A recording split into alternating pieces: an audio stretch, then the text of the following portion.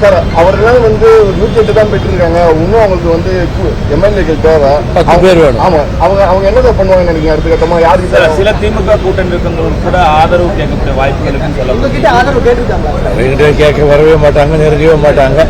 அந்த எண்ணமே வராது. நாங்க மிக உறுதிப்பாட்டோடு திமுக கழகத்தோடு இருக்கக்கூடியவர்கள், தொடர்ந்து இருக்கின்றவர்கள். யாரும் இந்த கூட்டணியில் இருக்கக்கூடிய எந்த கட்சியோடும் தொடர்பு வைக்கவில்லை, தொடர்பு வைத்ததாக தெரியவில்லை, தொடர்பு வைக்கவும் முடியாது.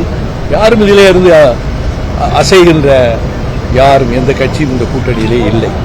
தேர்தல் முடிவுகள் என்ன உணர்வு? நீங்க நீண்ட காலமா அந்த தேர்தல் அரசியல் இருக்கீங்க, இப்படியான ஒரு ரிசல்ட்டை தமிழ்நாடு முழுவதும் பார்க்காதவர்களே ஒரு அதை எப்படி பார்க்கலாம்?